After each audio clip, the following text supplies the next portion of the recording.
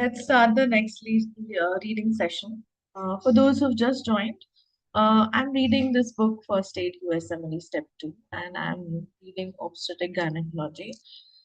We have already read a bunch of pages, and I was stuck on Antepartum Fetal Surveillance because I did not understand most of it. So what I did was put a prompt for got some info. So I did not understand the non-stress test interpretation very well from what they put. So reactive means it's normal. Basically, we are checking with how the heart rate increases on baby's movement. So we get to know how the nervous system and the cardiovascular system of the neonate is in check. So when do we say that it's normal? When you get two accelerations in the fetal heart rate over a 20-minute period. They're more than 10 beats per minute for 10 seconds if less than 32 beats, and more than 15 beats per minute for 15 seconds above the baseline for more than 32 beats. What is a non-reactive non-stress test? This is basically insufficient acceleration over a 40-minute period. Possibility for fetal heart rate acceleration to not occur because of any of the following.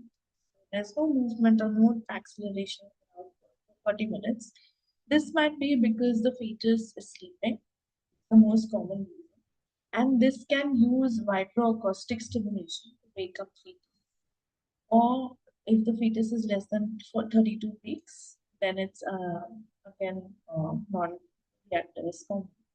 Fetal CNS abnormalities that we're checking the neuro and the cardio. So there are some neuro abnormalities. Maternal sedative or narcotic administration. Follow up or non-reactive stress test, contraction stress test, or a biophysical profile. You see all of this. Now, the fetal movement assessment assessed by the mother as the number of fetal movement over 1 hour. On average, 2 hours required for a mother to register 10 fetal movement. Maternal reports of decreased fetal movement should be evaluated by means of MADIS test. Now, we see what is NST. So, what exactly is non-stress test? It's a test done in pregnancy to check fetal well-being. You monitor the fetal heart rate on a cardiotopograph and look for whether the baby's heart accelerates in response to its own movement. A sign that the nervous system and the hearts are working well. Reactive NST normal, we saw the criteria we also saw.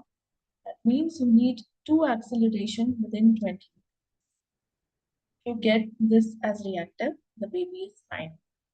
Non-reactive intrusive needs follow-up. We saw this, and we need to do contraction stress test and biophysical profile if we get a non-reactive stress test.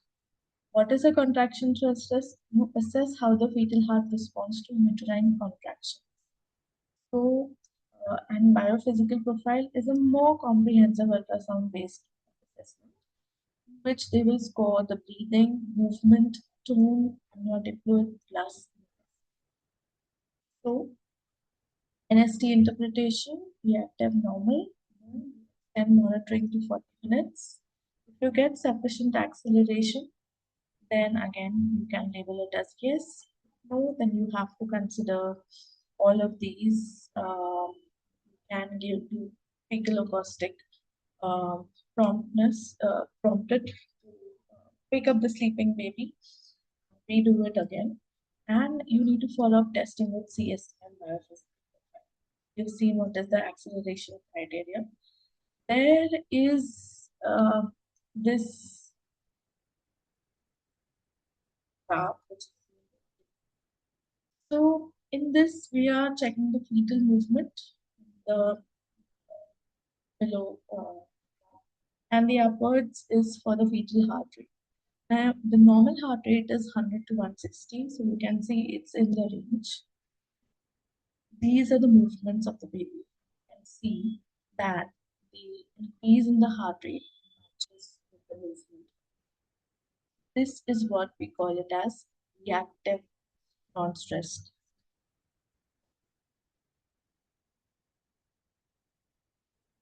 So the top channel is fetal heart rate. The y-axis shows heart rate in beats per minute, baseline running at 130, and it increases. You need two such acceleration in a strip to label it as reactive. We do not see any deceleration or late deceleration, which would suggest neuroplacental insufficiency. No variable deceleration, just a chord compression, which is seen. What do you mean by deceleration? This is going up, it goes down, okay? Then we will say that it's accelerated.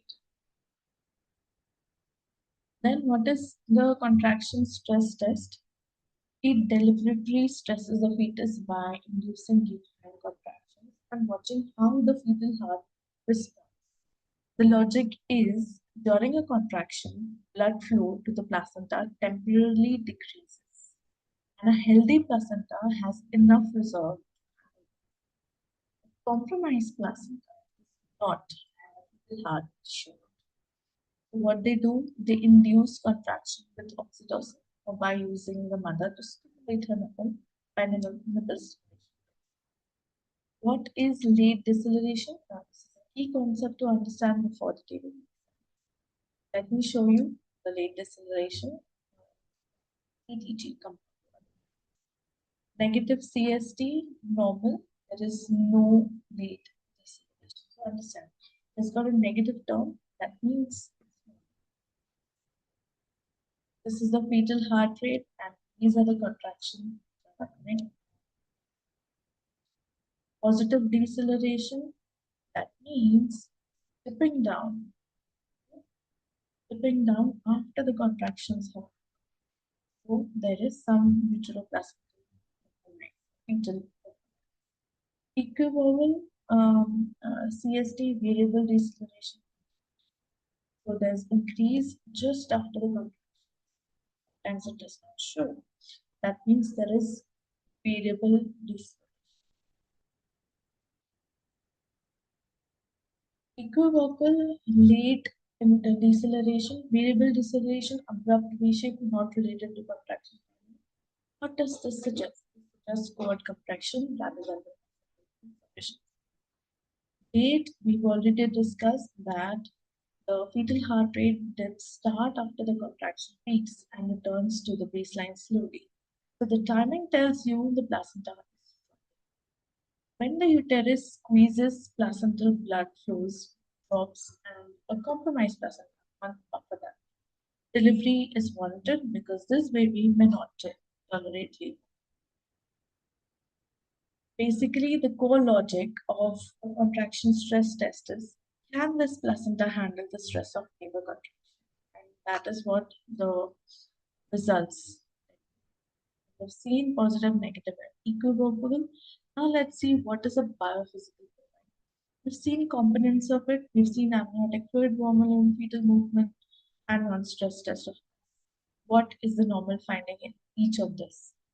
So you've got 5 components. You've got non-stress test, 2 acceleration more than or equal to 15 beats per minute, lasting at least 15 seconds over a 20-minute time. The score 2 is equal, 0 upper. Amniotic fluid, single fluid pocket of more than or equal to 2 into 1 centimeter or amniotic fluid index of more than 5. Remember, less than 5 is oligomenorrhea and more than 24 is polyhydramnios. 2 normal, 0 abnormal, which is the same for all of them. Fetal movement, 3 or more general body movement. 2 is normal, 0 is abnormal. Fetal tone, 1 or more episodes of flexion or extension of fetal limbs or spine. Fetal breathing, 1 or more breathing episodes of more than or equal to 30 seconds is your biophysical. There are some information about the contraction stress test. is usually performed in the lateral recumbent position. The fetal heart rate is monitored during spontaneous or oxytocin-induced. It is contraindicated in pregnant patients, preterm membrane rupture or placenta previa, those with a history of uterine surgery, and in those who are high risk of preterm labor. Biophysical profile uses real-time ultrasonography to assign a score of 2 or 0 to 5 parameters of fetal tone, breathing, movement, amniotic fluid, and NST. Repeating this so that it's well ingrained in our minds and we remember it. 8 to 10, this is the interpretation. So if it's 8 to 10, the fetus is well. 6, considered equivocal, test repeated in 24 hours if the fetus is less than 36 or delivery is initiated if the fetus. If you get an equivocal biophysical profile of 6, you will deliver the patient, deliver the baby with 36 weeks. 0 to 4, extremely worrisome for fetal asphyxia. Strong consideration should be given to immediate delivery if no other explanation is